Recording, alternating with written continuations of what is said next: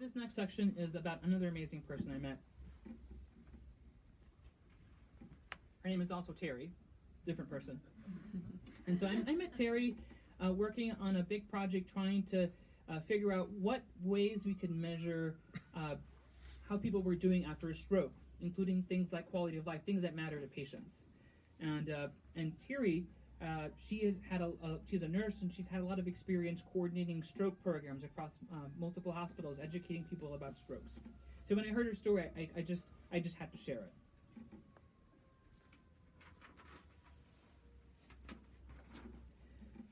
Despite a torrential downpour, early that morning, Teri finished a 6-mile run as part of her training for the 26.2 Grand Moss Marathon, which ran along the north shore of Duluth. Because it would be her first marathon, she meticulously scheduled and outlined her training regimen, determined no matter the setback to transition from runner to marathoner. After a quick shower, she drove off to visit a local elementary school to teach 5th graders how to spot signs of a stroke. With her that morning was her 16-year-old son, Parker, who often helped Teri with her stroke education programs. He needed the community service hours to graduate from high school, and Teri enjoyed getting to spend a few extra hours a week with her son. They stopped at Starbucks, a ritual cultivated together over the past year, and on their way back to the car, Parker offered to drive. Preferring to be the one in control, Teri declined with a maternal smile. With a hot venti cup of blonde roast coffee in her left hand, Teri steered the car down the streets of their tiny Midwestern town, easing peacefully into her morning routine. She approached a flashing stoplight, stepped lightly on her brake. Pause. She gently raised her foot off the brake and rolled forward. The light pulsed red. Gone. Body. Arm. She had lost all feeling in her left arm. Her coffee cup started to slip out of her hand. She turned to Parker to ask him to take the coffee. Silence. Her mouth was devoid of words. She struggled, her tongue and diaphragm pushing desperately against the silence. Numbness slithered up her neck to her cheekbone. She felt as if she were being swallowed alive. Her first thought was, I can no longer protect my child. The second, I'll never be able to say I love you again. And when the gravity of the situation firmly took hold, the third, I am going to die. In a daze, newly overcome with fear, Teri pulled the car over. Saliva dribbled out of the corners of her mouth. Parker's eyes widened. Mom, do I need to call 911?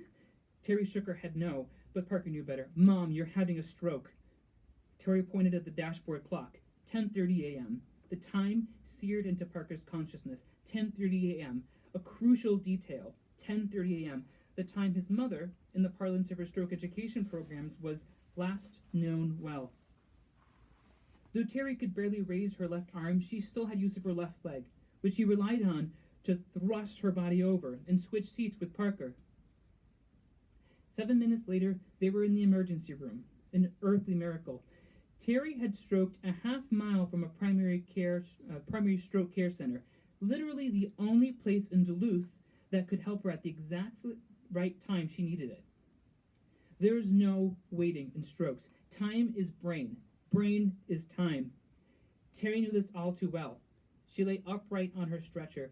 A physician shouted questions at her while nurses darted around her. A physician shouted questions. Amidst the chaos, Teri focused on the ticking clock hanging in the left corner of the emergency room. Her mind ran through the same statistics she had rattled off time and time again to women her age during her stroke education programs. A stroke occurs every 40 seconds. 1 in 6 people experience a stroke.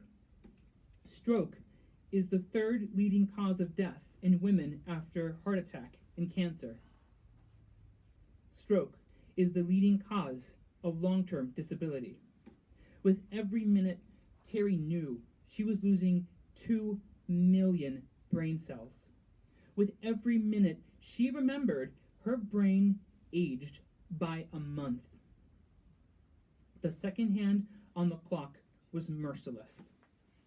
If the medical team did not successfully return the normal flow of blood to her brain, she could die of aspiration pneumonia in 30 days.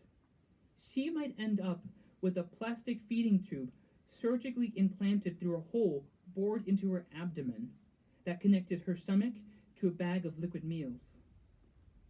She wondered if she was going to be one of the 20% of stroke patients with communication issues who contemplate suicide. She was fixated on the clock to her left, while the medical team wondered if her gaze was indicative of the severity of her stroke or a seizure or a residual Todd's paralysis, a focal weakness in the part of the body after a seizure.